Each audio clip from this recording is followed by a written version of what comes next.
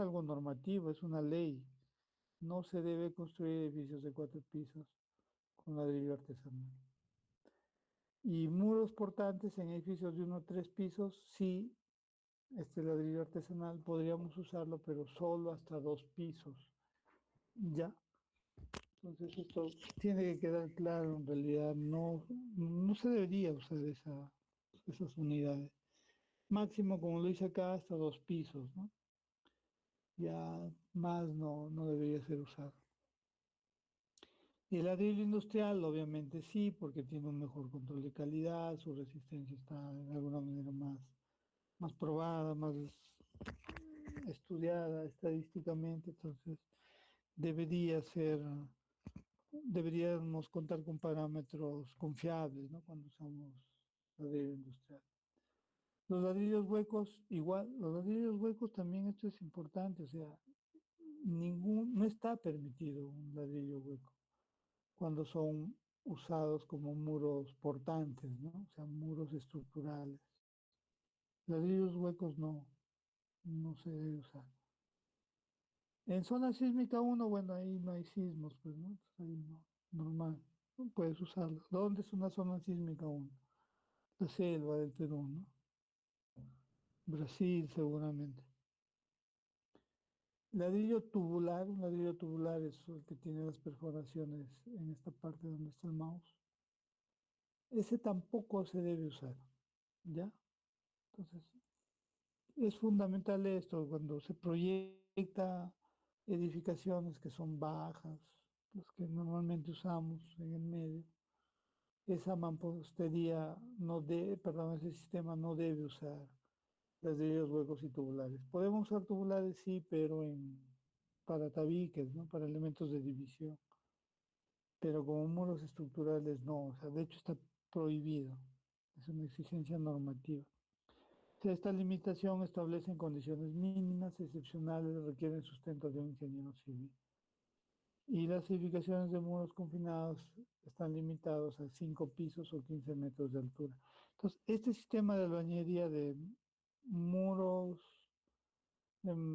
confinados, máximo 5 pisos, ¿ya? O 15 metros de altura, según la norma. Entonces, eso hay que tener cuidado. Este sistema, muros y columnas, máximo 15 pisos. Entonces, acá sí vemos algo que en general en el medio no se cumple, ¿no?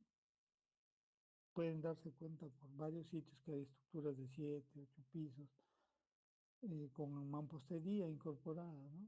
En realidad ya este sistema esos elementos deberían ser solo de división, porque ya la norma te lo prohíbe, ¿no? A ver, respecto a la filosofía, que también es algo importante y es algo que tienen que verificar ya pensando en el segundo trabajo. La verificación básicamente se realiza para estas dos condiciones: sismo moderado y sismo severo. El sismo moderado es un sismo que según la norma te dice que es la mitad del sismo severo. ¿Qué es el sismo severo? Asumimos que es un sismo obtenido con la aceleración del suelo especificada en la norma de diseño sismo resistente, en la 30. Mejor dicho, es un sismo calculado usando una aceleración Z, ¿no? Ese es el sismo severo. El sismo moderado es la mitad. Entonces, con fines de cálculo, basta con calcular la fuerza, pero usando la mitad de la aceleración normativa, ¿no? Que está en el mapa. Entonces, ¿qué se verifica en los muros de mampostería? Y de hecho eso se tiene que verificar, todos ustedes tienen que verificar esto, porque es parte del diseño y parte sobre todo de la estructuración, ¿no? Para saber si necesitan agregar o quitar muros. Entonces, hay que hacer esta verificación. Ante sismo severo se debe verificar esta expresión de acá. B es el corte, el sismo moderado. Y BM es cuánto resiste este muro. Hay que calcular BM. Básicamente BM está asociado al esfuerzo de corte del muro. Basta con saber cuánto es el esfuerzo de corte de la mampostería, afectarlo de un factor de esbeltez, esa esbeltez por la altura, porque la altura cambia la resistencia al corte, y de ese valor obtener el 55%, y eso debe ser mayor al corte que obtenemos del análisis estructural. O sea, en realidad la herramienta computacional que he usado te permite obtener directamente este valor. No hay que hacer mucho para esto. Lo que tenemos que hacer es calcular este valor de acá, el BM, ¿no? ¿Qué más? Esta verificación se hace en el sismo moderado. Un sismo moderado no debe pasarle nada a la estructura, no debe haber grietas. Ahí, y eso, ese objetivo lo alcanzamos cuando se cumple esto, ¿no? El corte que se está generando en el muro por la fuerza sísmica es menor al 55% de lo que resiste el muro. Lo que resiste el muro depende del esfuerzo de corte de la albañilería, del tipo de albañilería y de la esbeltez, de la relación altura-espesor del muro. ¿Ya? Que te modifica ese valor, que no es mucho en realidad, pero te lo modifica. Y ante el sismo severo sí se acepta que haya grietas, lo cual se acepta, la norma lo permite, pero entre comillas lo ideal sería que no le pase nada pues a una estructura, ¿no? Imagínense, hay un sismo y cada vez que hay un sismo tengo que casi demoler la casa para repararla, entonces económicamente ese objetivo, aunque normativamente te permite, no debería darse, ¿no? Imagínense reparar muros de mampostería. En realidad esa reparación es compleja y costosa, ¿no? Más barato va a salir demolerlo. Entonces se tiene que evitar llegar a esa situación. Pero el objetivo del desempeño de un sismo severo, según la norma, es daños estructurales importantes, pero sin colapso. O sea, se te puede destruir completamente los muros, pero mientras no se te caiga, cumples con los normativos. Lo cual no es lo ideal, ¿no? Vuelvo a repetir, o sea, yo creo que en el diseño no llegar a este extremo pues sería catastrófico porque tendrías que reemplazar mucho de los elementos estructurales. El estado del edificio, la estructura pierde rigidez. Obviamente cuando empieza a aparecer grietas, la rigidez del sistema va decreciendo porque ya se formaron rótulas dentro del sistema, entonces la resistencia va a perderse. Y eso es lo que pasa en nuestros diseños, ¿no? Nosotros diseñamos o estimamos la resistencia y rigidez inicial, sobre todo la rigidez inicial, en base a secciones que en teoría no tienen ninguna grieta. Ya calculamos los momentos de inercia de las secciones. Pues es una sección pues compacta que no ha tenido ninguna fisuración, agrietamiento. Pero cuando se agrieta esa rigidez disminuye, ¿no? Entonces el estado del edificio, como dice acá, la estructura pierde rigidez, obviamente porque ya se ha empezado a romper, por eso ya pierde rigidez, pero conserva un margen de seguridad. Los muros son reparables. Ahora, ¿cómo controlamos también al hablar de reparables, cuánto sería una grieta, ¿no? Y si tenemos la capacidad de predecir para que esas grietas no sean tan considerables, ¿no? El criterio de diseño ante este sismo severo debemos verificar prácticamente lo que la norma de sismo resistente te dice. Temas de albañilería, la máxima distorsión, 1 en 200, que es equivalente a 0.005, ¿no? ¿De dónde salió eso? Se calibró en base a ensayos de laboratorio. En los ensayos se mostró que para distorsiones que superan ese valor más o menos empiezan a aparecer grietas o se daña ya el sistema, ¿no? Por eso se tomó como límite ese valor. Así que no voy a dejar entrar porque me cambian la presentación. Tengo que estar cerrando, volviendo a entrar. Ya. Rol del confinamiento, los elementos de acá, estos que ven acá, columnitas y vigas, hay que distinguir bastante bien, ¿no?, los dos sistemas. Cuando es muro de mampostería, la albañería es la que va a resistir la carga. Entonces la viga en realidad no tendría por qué tener dimensiones tan grandes, ¿no?, tan bruscas. Lo mismo con las columnas en realidad. Lo que pasa que en una construcción real, pues tenemos fuerzas en las dos direcciones, y pasa mucho eso, entonces esto va aumentando, ¿no? Pero la norma te dice que bueno, obviamente el rol del confinamiento es o mejor dicho, los confinamientos se diseñan por capacidad. ¿Qué significa eso? Se diseñan para soportar la carga asociada a la incursión inelástica del muro, garantizando su integridad. Pues, o sea, ¿qué significa toda esta frase? Básicamente, el diseño se basa en que cuando el muro deja de resistir, o sea, ya se agrietó completamente, en ese momento las columnas y vigas van a empezar a trabajar. Entonces, cuando hablamos de que el diseño es por capacidad para soportar cargas asociadas a la incursión inelástica, significa que el muro dejó de resistir y prácticamente toda la tensión y compresión, tensión en la viga, tensión y compresión en las columnas, va a ser, este, van a ser los parámetros con los que se diseñan estos confinamientos. ¿Ya? Acá en esta imagen hay una estructuración que en el fondo es deficiente, ¿no? Porque acá hay unas aberturas y esas aberturas, con una carga lateral, de todas maneras se van a romper, se rompe por las aberturas. A ver, esta parte del refuerzo, estas partecitas de acá ya está asociado a la albañería armada, ¿ya?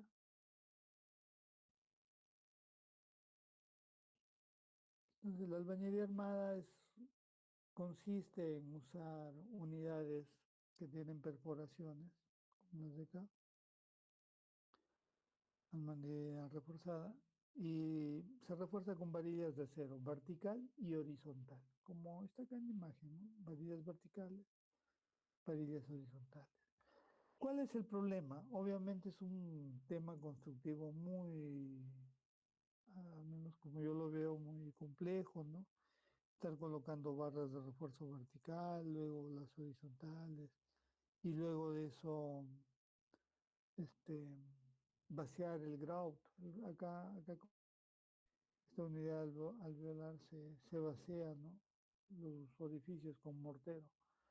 Entonces esto han hecho, creo yo, que el sistema no sea tan preferible para ser usado, ¿no? Pese a que a nadie construye proyecto con edificios de albañería armada, que en la década del 70 se hacía bastante.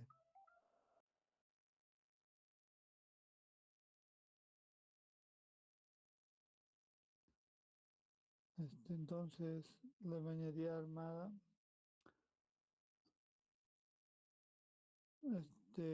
permite hacer,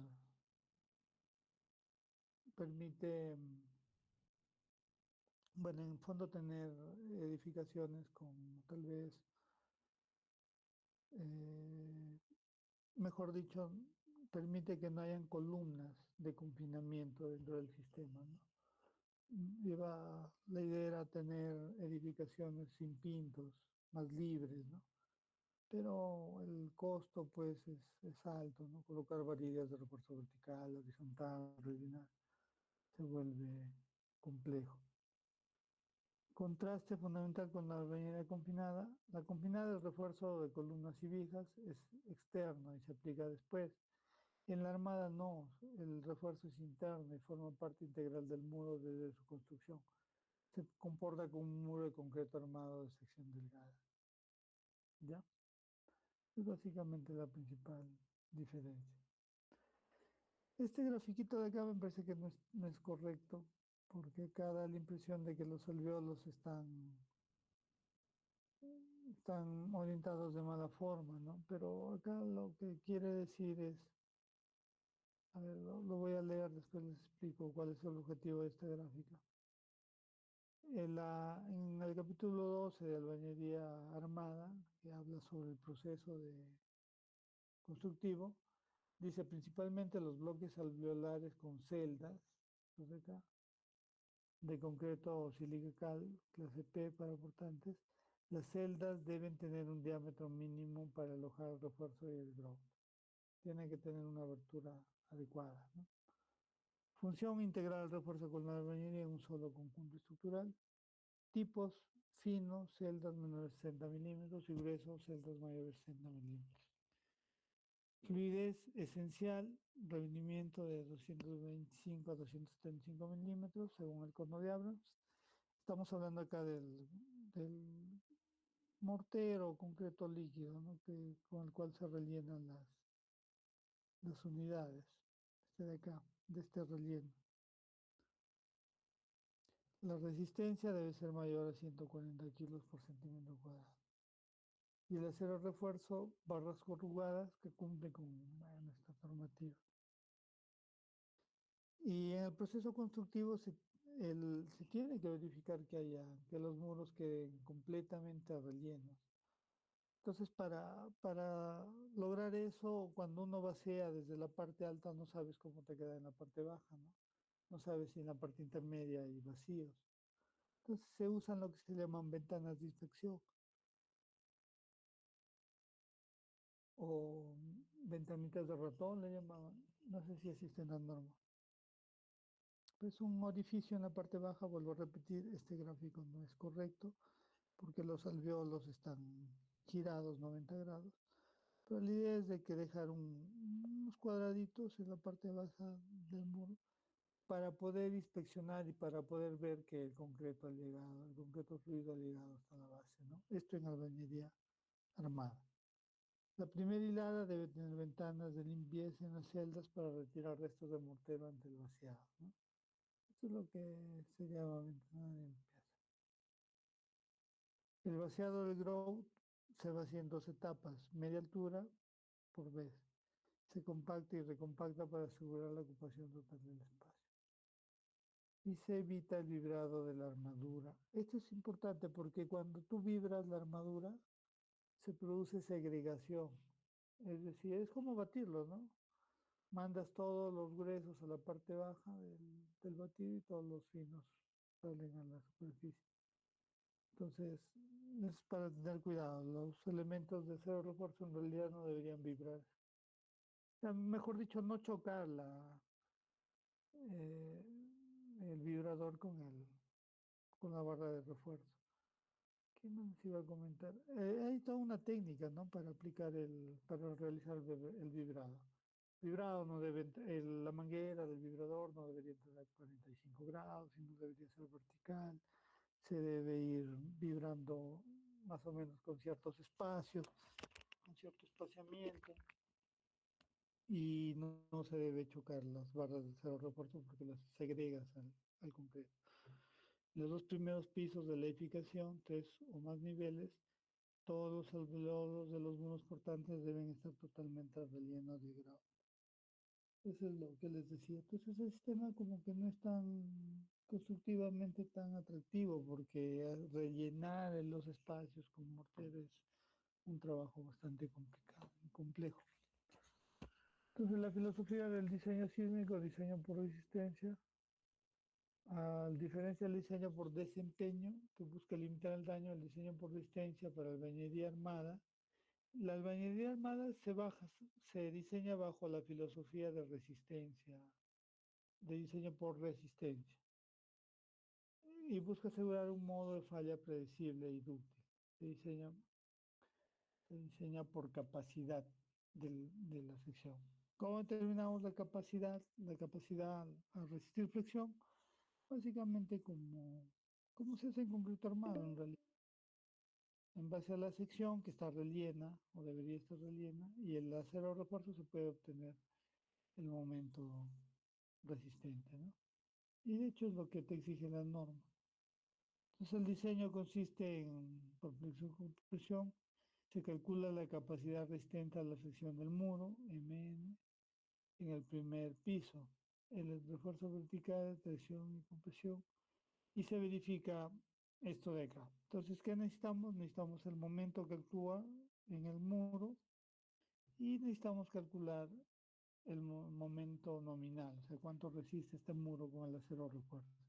En la albañería confinada, ¿qué necesitábamos? ¿Cuál era la verificación? Quiero que se note esa diferencia. En la albañería confinada verificamos el corte, ¿no? La fuerza de corte. Igual, corte que resiste el muro multiplicado por el 50% debe ser mayor al corte que se da en el muro. En la albañería armada es similar, pero en este caso, como es un diseño por resistencia y trabaja principalmente por flexión, deberemos verificar en base al momento. El momento último es el momento que sale de la estructural y el momento nominal es igual, tenemos que obtener cuánto resiste el muro, pero ya combinado, ¿no? El muro con el acero refuerzo. Y aparte, adicionalmente, hay un criterio en el diseño que dice que el cortante de diseño va directamente del análisis sísmico.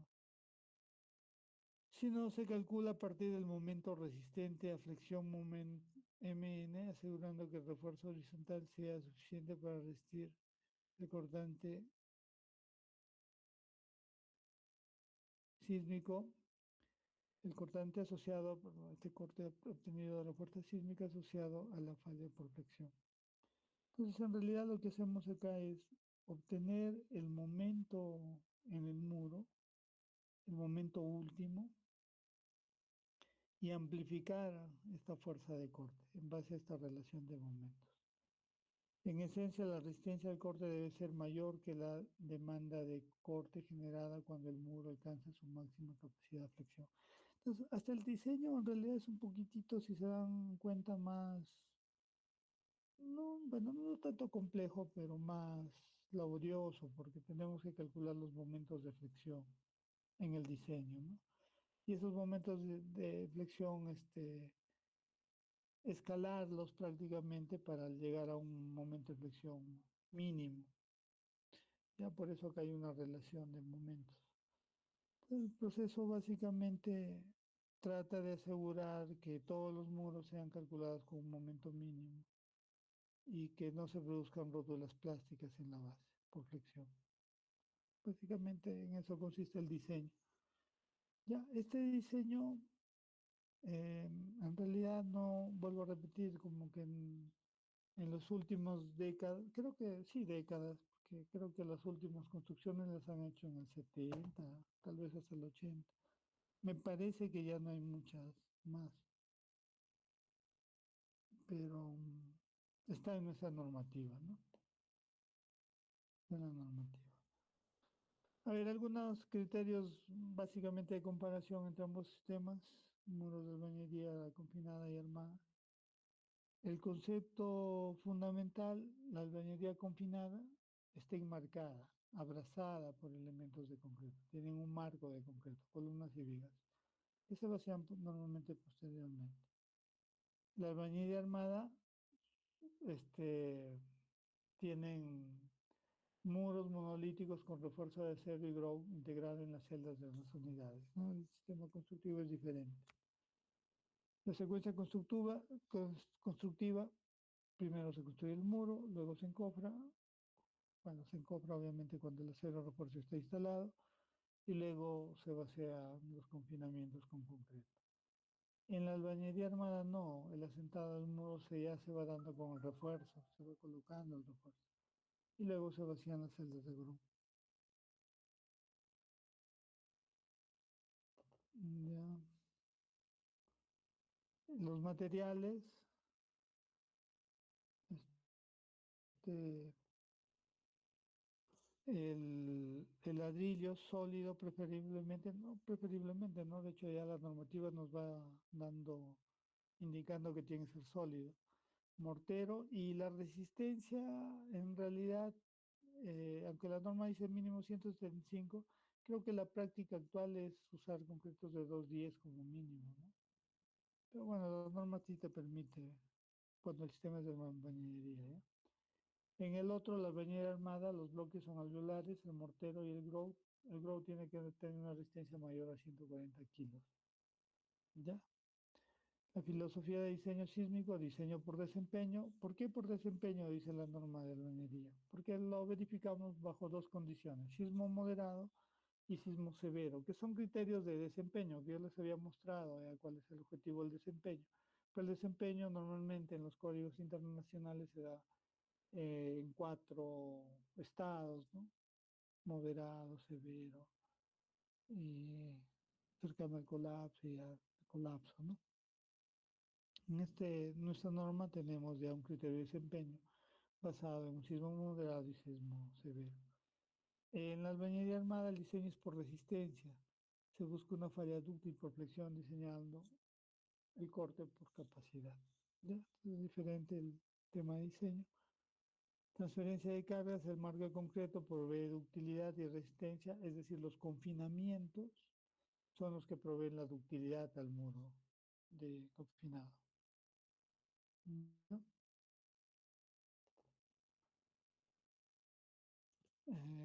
¿Qué más? El muro de albañilería armada, un muro completo, son unidades de grout, acero, actual como único elemento estructural, muy parecido a una placa, un muro de concreto estructural. Y las limitaciones, la albañilería confinada, esto es importante y recuérdenlo siempre, máximo 5 pisos o 15 metros de altura con ladrillo, en realidad debe ser industrial, ¿no? Ladrillo artesanal máximo 2 pisos, no se olviden de esto. Y la albañilería armada no tiene un límite de altura explícito en la norma, el diseño por extensión lo define. ¿Qué significa esto? Que podemos hacer el número de pisos que creamos conveniente siempre y cuando cumpla con estos criterios, ¿no?, de la norma. Hacer estas verificaciones y diseñar el acero refuerzo para que absorba completamente la flexión de la estructura. Hay una parte importante también en la norma y esto quiero que lo tomen en cuenta. Que ya es temprano, todavía a las 12, ¿no? No sé, me imagino cómo estarán ustedes. Que se me cierran los ojos abriendo, leyendo las diapositivas, no, ni me imagino cómo están ustedes. Pero a ver, y recién son las 12, ¿no?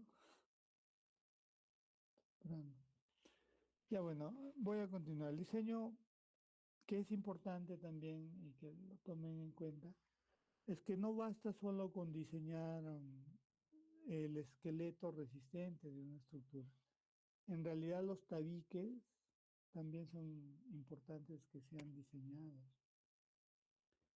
¿Cómo se realiza el diseño de un tabique? El diseño ante carga perpendicular al plano. Carga perpendicular es la carga que empuja al tabique para tratar de voltearlo, ¿no? Esto está en el capítulo 19. Los muros portantes, tabiques, parapetos y cercos deben resistir fuerzas sísmicas perpendiculares a su plano. Viento y sismo. El diseño los considera como losas apoyadas en sus arreolas.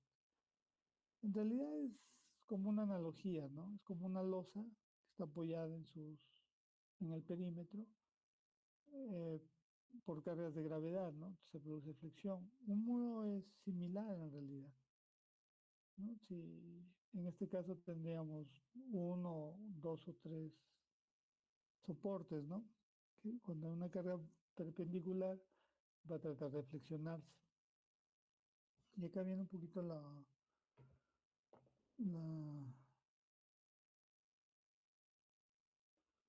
la norma que nos dice cómo calcular la fuerza perpendicular. Fuerza perpendicular se calcula de esta manera. Z, que es la aceleración del suelo, U, el factor de amplificación, ya saben por qué es eso. Es un factor que modifica esta aceleración para considerar el viaje de la onda a través del suelo. P es, es la carga eh, de gravedad. Acá le está faltando no me había dado cuenta, ¿no? Acá debería estar indicado en la presentación que es P, pero es una carga asociada al, en realidad es el corte en cada nivel de la estructura. ¿Ya? Entonces, esa es me permite estimar la carga perpendicular en cada muro. El cálculo del momento flector, el momento flector por unidad de longitud. Esto de acá en realidad, bueno, la norma es algo práctico, pues, ¿no? La norma te da un coeficiente de momento adimensional, depende de la relación de los lados y condición de apoyo. Hay una tablita en la norma que sacas el valor de M. W es la carga perpendicular al plano, y A son las dimensiones del paño. Y ya casi, en realidad, nosotros de ahora, bueno, esto de acá estaba hecho. Lo que pasa es que cuando no había tantas computadoras, hacer el cálculo para obtener los esfuerzos dentro de un elemento tiempo A era mucho más complejo, ¿no? Entonces normalmente se hacían tablas, por eso hay valores que se obtienen de tablas. Esta solución para obtener este momento se ha realizado, bueno, obviamente usando un método de elementos finitos, pero antes no todos tenían una computadora, ¿no? Entonces lo que se hacía, los códigos se hacían era, calculabas uno con elementos finitos y de ahí en base a eso generabas una tabla y ya los demás usaban la tabla. Ahora en realidad podemos obtener directamente el momento en el muro. Y es más, ni usando esta expresión, porque podríamos calcular, si modelamos toda la estructura de una manera, entre comillas, más precisa, cuánto momento se está dando en un muro. Y con eso diseñamos, ¿no? Pero bueno, la norma tiene que ser práctica y podríamos aplicar esta formulita. ¿Ya? Una alternativa práctica, el diseño simplificado de albañilería confinada. Esto también lo toma en cuenta la norma en el capítulo 11.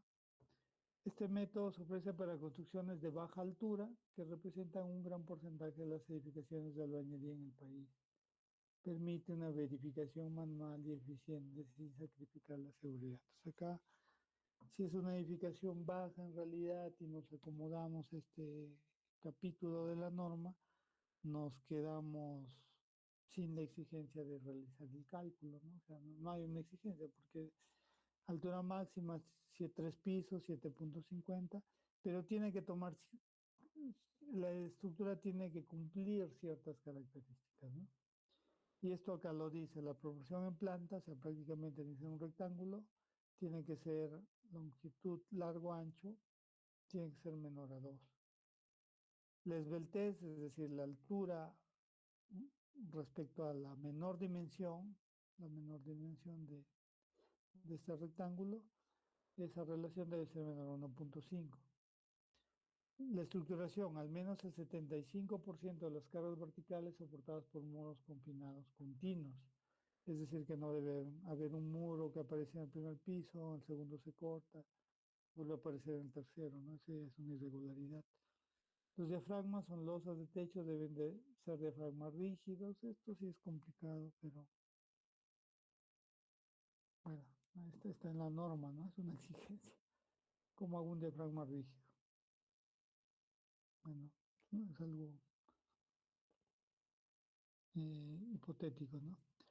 Y la estructura tiene que ser simétrica. Distribución de muros razonablemente simétrica, excentricidad menor al 10% de la dimensión en plata. O sea, prácticamente tiene que ser una estructura muy regular para que te salves de hacer todo el cálculo y simplemente verifiques que el corte en los muros, que la sumatoria de corte en todos los muros es mayor al corte que se está produciendo al corte total que se produce en el piso. Este es el corte total, ¿ya? Bueno, lo podemos obtener de un programa, ¿no? Esto también parece interesante, pero en realidad no te salvas de hacer el cálculo, porque igual hay que calcular el corte en el primer piso. Aunque lo podríamos hacer usando el método de teoría, si tienes una mampostería de ladrillo artesanal, ya eso creo que no vale la pena reparar, ¿no? O sea, eso ya sí está para demolerse. Ya, más allá de la construcción, reparación y reforzar muros, estás en el capítulo 20, objetivos de la intervención. Acá dice reducir la vulnerabilidad sísmica de la edificación existente, recuperar o incrementar la capacidad de los muros, mejorar la estabilidad lateral de los tabiques y parapetos y cercos y proveer capacidad de deformación y ductilidad. ¿Cómo se hace eso? En realidad cuando está destruido el muro es complicado reparar. Como acá verán, bueno, la figura se ve bonito, pero imagínense hacer esto en un muro. Y normalmente las técnicas son eh, abrir completamente la grieta, vaciar mortero en toda esa grieta para rellenarlo y aparte colocar una malla electrosoldada exterior, ¿no? Como lo que están viendo acá. Esa malla exterior luego se tarrajea. Entonces, de esa manera se realiza el reforzamiento, lo cual ya es caro, ¿no? De por sí, imagínense colocar acero refuerzo, rellenar las grietas, el trabajo tiene que ser especializado. Realmente no sé si valga la pena hacer como cosas como esta. Lo más factible a veces es demolderlo, ¿no? Y más si es una albañería pues con ladrillo artesanal. No vale la pena tal vez hacer esas cosas. Las técnicas principales de reparación y refuerzo, consolidación de muros, el reemplazo de unidades dañadas, reparación de grietas y rejuntada de mortero. Esto es sumamente complicado, ¿no? Un muro, quitar una unidad, volver a vaciar el mortero, reparar, es costoso. Otro que también se hace, pero en general no se hacen de manera aislada las reparaciones, ¿no? Generalmente se combinan. Son con refuerzos externos, como ven acá una malla electrosoldada, mallas electrosoldadas, o también mallas de polipropileno, fibras, adheridas con matrices cementicias, cables de acero postensado. Bueno, hay que amarrar esta malla, ¿no? De alguna manera. Entonces se perfora la bañería, se colocan estas varillas y para garantizar el trabajo en conjunto de la malla. Otra manera, refuerzos internos, inserción de nuevos elementos de confinamiento, columnas y vigas. Esto puede ser exterior, pero ya a mí me parece que hacer un muro al costado de otro estás quitando espacio y no estás consiguiendo mucho. Y sustitución, artículo 79, reemplazo total o parcial de muros con daño estructural severo. Ya, hacer una reparación en general es caro, bien caro. Para el patrimonio histórico, la aplicación debe ser compatible con las cartas internacionales de conservación. Esta presentación básicamente termina ahí. Solo he querido mostrar algunos criterios. Básicamente el objetivo es de que veamos qué es lo que tenemos que verificar cuando hacemos cálculo de albañería, ¿no? Y la mayoría de sus trabajos han usado muros, entonces hay que verificar varias cosas, principalmente la de acá, ¿no? La de acá.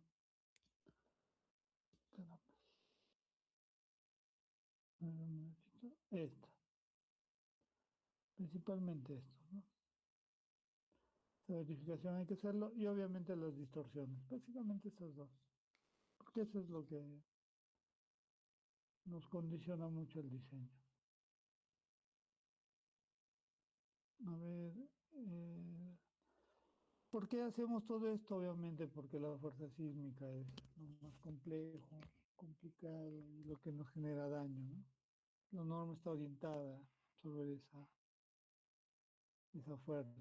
En la norma también te hablan de la calidad de los materiales, ¿no? Que no es algo menor en realidad, porque un diseño puede ser muy bueno, pero si la calidad no satisface esos criterios con los que fue diseñado, entonces el comportamiento esperado no va a ser el mejor, ¿no? O no se va a acercar a lo que esperamos como comportamiento estructural.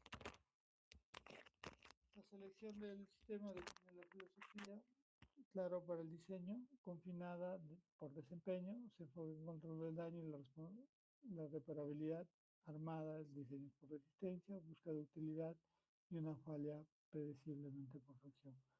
La elección correcta del sistema según las características del proyecto es la primera gran decisión del diseño. En general siempre decidimos por unidad confinada, me parece. El diseño y la construcción son inseparables. obviamente. Si tú diseñas muy bien y la construyes de mala calidad, pues no vas a poder tener certeza de que el sistema va a funcionar bien. Eh, ya, no sé, ¿alguna pregunta de esta parte?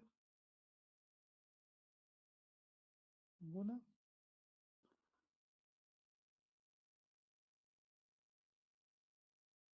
A ver, lo que quiero es que estos puntos se verifiquen, ¿no? Con los modelos de cálculo, ese es el objetivo. Gracias. ¿Alguna pregunta? Nada.